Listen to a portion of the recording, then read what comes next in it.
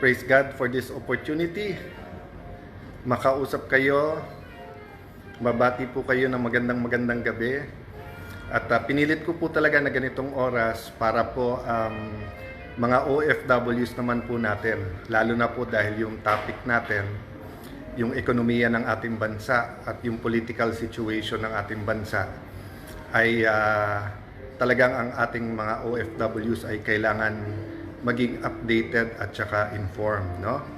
So we always start out by thanking God, praising God.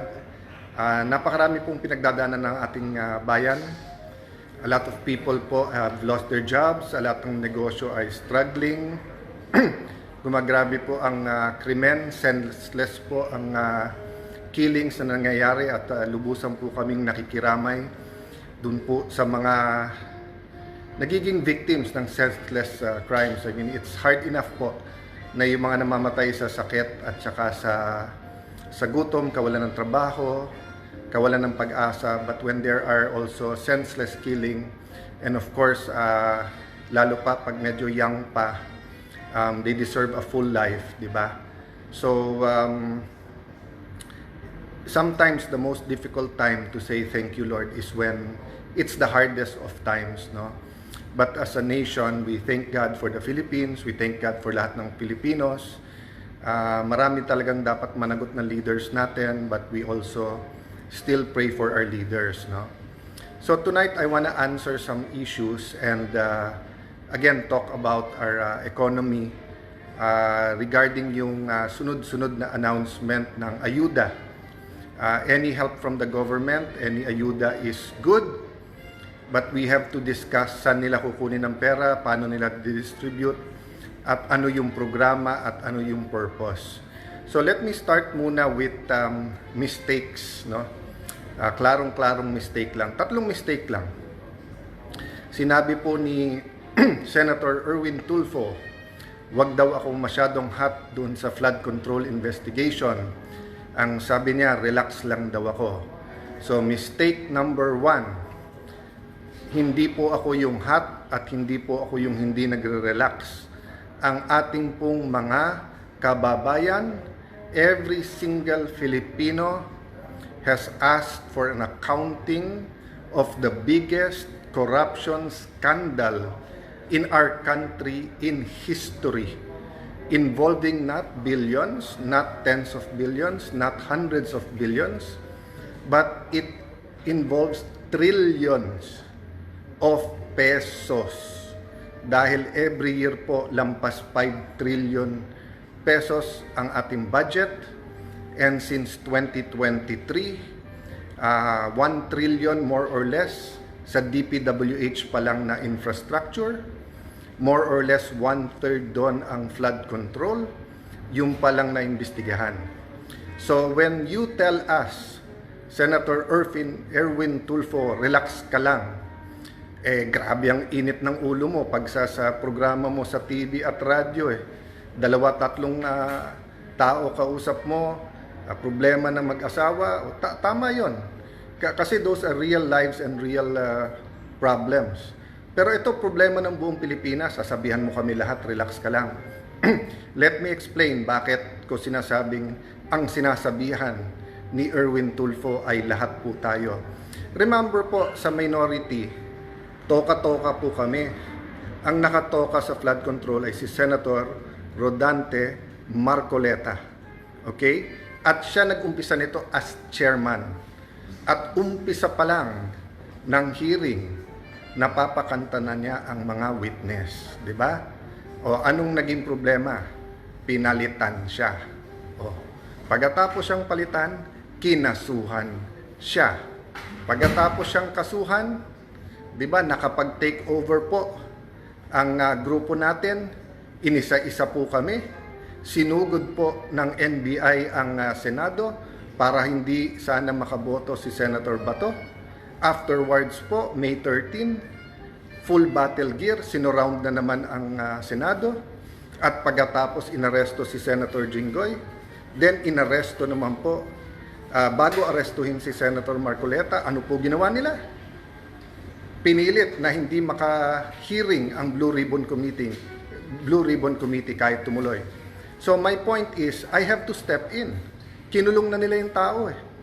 Hindi man pwedeng sa minority, hindi man pwede sa Senado, si Senator Lacson at si Senator Erwin Tulfo na lang ang siyang mamahala sa flood control, tapos may pasahan sila ng bola sa DOJ at Ombudsman at pipiliin lang nila yung witnesses, pipiliin lang nila kung sinong gusto nilang ipakulong at hindi.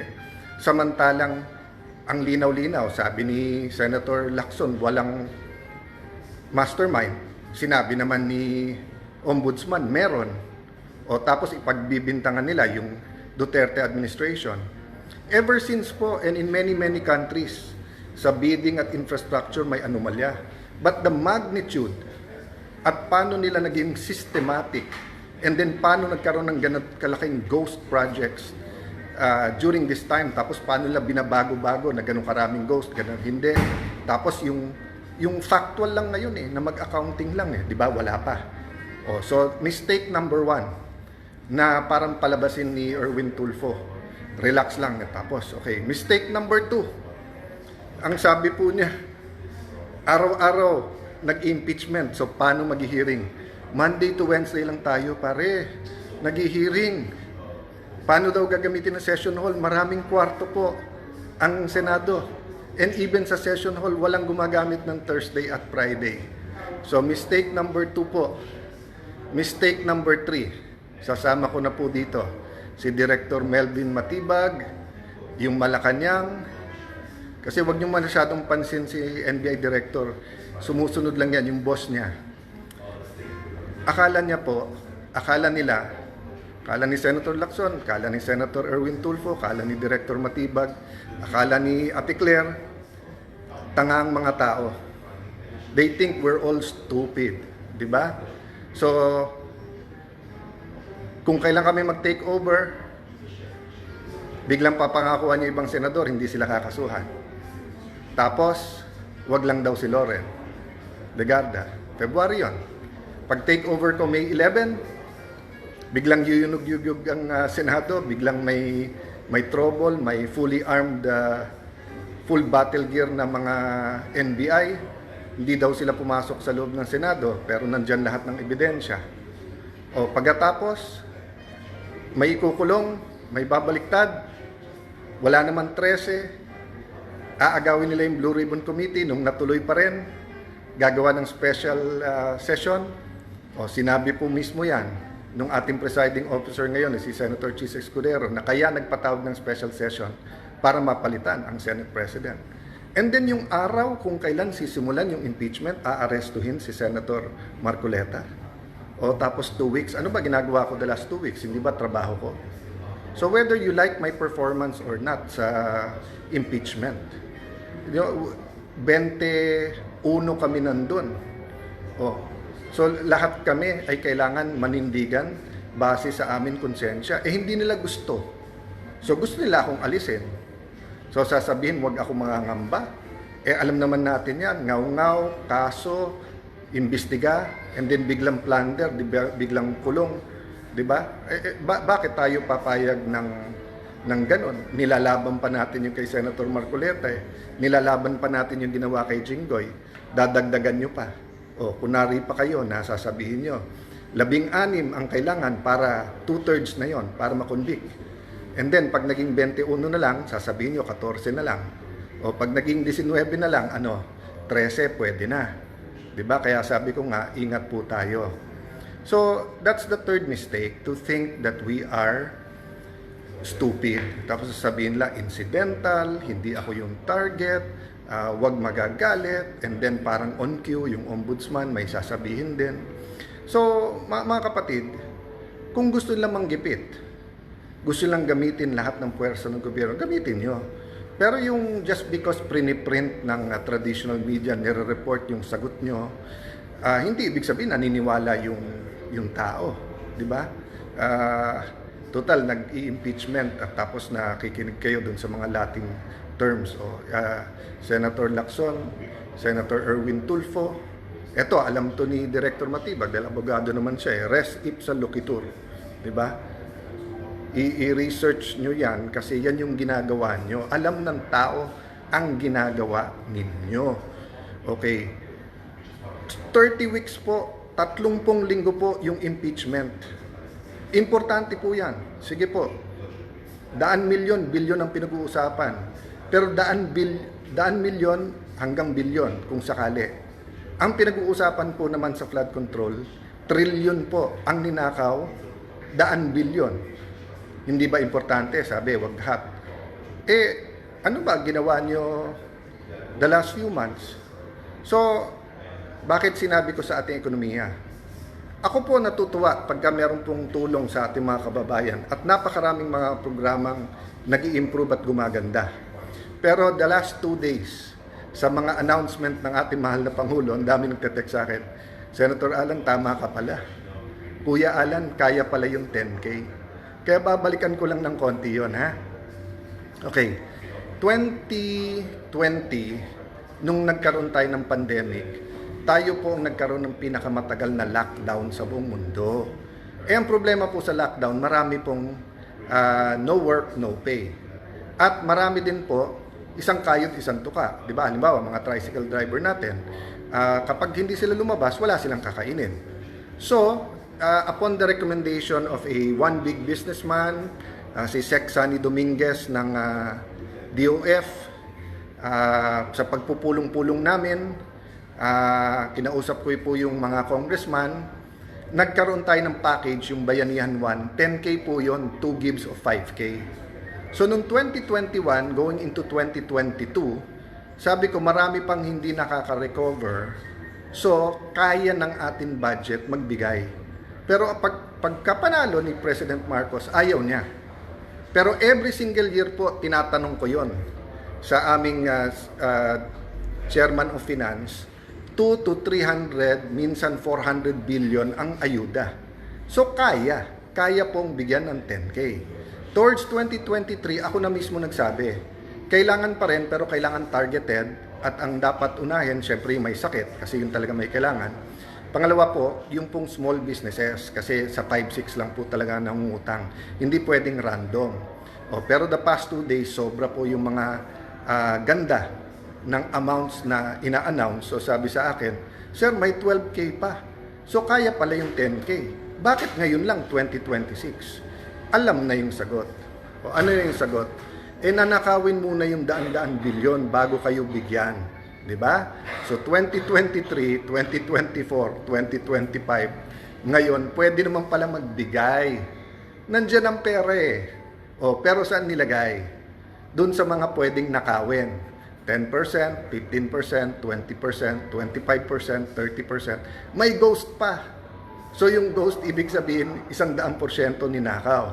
Ngayon na galit na kayong lahat. At ngayon na malapit na magsona. At syempre, pataas ang presyo dahil mismanaged din po. May crisis talaga, pero mismanaged din yung ekonomiya natin. Mismanaged din po kasi yung ating priorities. Ang priorities, paano kunin ng Senate President? Ang priority, paano mag-impeachment? Hindi priority yung crisis na nangyari sa Middle East at yung presyo ng gasolina at diesel. Diba? So bakit ko po ito sinasabi? Kasi katukin natin ang DBM. Kamusta ang release ng budget para sa mga proyekto? Kasi kung hindi nare-release yung pera, hindi umiikot sa ating bayan ang pera sa ating ekonomiya. So ang government spending ay napaka-importante. Tapos a-announce ka ng ayuda, which is maganda, pero nanakaw na yung malaking halaga and then mangungutang ka ng malaki, magbebenta ka ng gold, magbebenta ka ng mga property ng gobyerno kung kailan baksak yung presyo, tapos kung kailan mataas, wala na sa'yo. So, I leave it up to many more of the economists to talk about this, but our OFWs have to hear this because whether it was the 70s, 80s when you started moving, no, nung martial law and then yung oil shock noon, yung crisis no, economic crisis ng ating bansa, nung nalunod na tayo sa utang, and then yun nga, yung nagkaroon din naman ng crisis talaga nung 1997, and then nagkaroon ng crisis ng 2007, di ba? Pero nalampasan na po natin yan eh. Panahon ni President Pinoy, tapos panahon ni President Duterte, hanggang nagka-pandemic. Nagka-problema tayong pandemic, pero still, may capacity tayo mangutang, may capacity tayo magbigay ng ayuda. Ang problema, doon po sa pagnanakaw ang naging priority. So ang problema po ngayon, maraming negosyante ang nahihirapan. Maraming nawawalan ng trabaho, yung iba baka magsara or mag-scale down. So yung how we will navigate all of this, we have to do it together. Hindi pwedeng nakaw na everyone and then walang huhulihin, or yung huhulihin opposition lang, whether totoong may ginawa o hindi, and then tapon-tapon ka lang ng ayuda, di ba? Yun lang pong mga tinamaan ng bagyo, lindol, etc. Maganda yung relief program, and many, NDRRMC, yung pong DSWD, kudos sa inyo, I honor you. Grabe po ang inyong pagtatrabaho dyan. Pero, yung pong rehabilitation, di ba? Hindi pwedeng nawalan ng bahay, tapos bigyan ng 10 million, bigyan 20 million. It's much more than that, no? Maylene Reyes, magandang gabi sa iyo sa Australia. Katrina, Sergio George, yes, dapat ilista lahat ng binibentang assets ng gobyerno at lahat ng inuutang.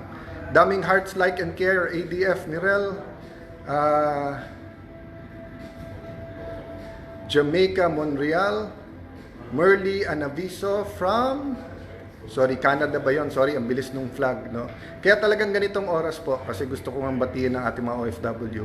Siguro po, hanap ako ng oras tomorrow, no? Kasi nga, sobrang daming issue at kailangan pag-usapan to. Pero I just like to tell you, you can manage the economy well, you can regain the trust of the people, you can have the impeachment, you can have the flood control investigation, and you can have the reforms. We can find a way na gawin lahat to at magkaisa kung gusto. Pero kung pro-protektahan yung mga kakampi, mga mastermind, remember, umiikot yung pera eh. Di ba? Yung, sabihin nyo lang, every year 100 billion yung nanakaw. So, sabihin mo binulsa yung 90. Yung 10 billion na umiikot, grabe po yan. Ha? Thank you, Bong Javier. Yung strength ko po talagang sa Panginoon lang nang gagaling. I mean, desidido tayo laban, pero syempre minsan sabay-sabay lahat ng news and everything na ganyan. Tapos, how will our country change if we don't point out anong mistake at paano tayo lalaban, di ba? Ay, maganda buhay ko personally if hindi ako nag-take over nung May 11 at tahimik lang ako. Ba't kawawa naman ang ating bayan? Kawawa naman ang ating mga kababayan? Kawawa naman yung mga nawawalan ng trabaho. So guys, faith moves mountains. Prayers bring us together. May solusyon parati yan, may reform yan. We're at a crossroads, so we have to help each other. Huwag po tayong mawawalan ng pag-asa. So mahal natin mga OFWs, tuloy nyo pong bigyan ng pag-asa ang inyong mga pamilya, ang ating mga kababayan. Maging active po tayo sa pagko-comment, sa pag-i-inform. No? Sabi sa akin ng isang kaninang nakausap ko, "Sir, ano bang magagawa namin? Wala naman kami magagawa." Sabi ko, hindi, di ba? Sabi niya, nagpre-pray sila, o nagsusupport sila, nanunood sila. So, katulad ako, lahat ng sabihin ko dito, i-fact check, di ba? Sabi ni Erwin Tulfo, wala naman daw witness na pwedeng patawag. Siya muna ipatawag natin. Marami din siyang dapat ipaliwanag. Sige, dadagdagan ko bukas yan. Total, gusto niya ulit magdebate. Sige, wala nang ibang witness ha. O ikaw. Isa-isayin natin yung pwede mong i-witness at yung pwede ding imbestigahan sa iyo. Good night everyone. God bless you.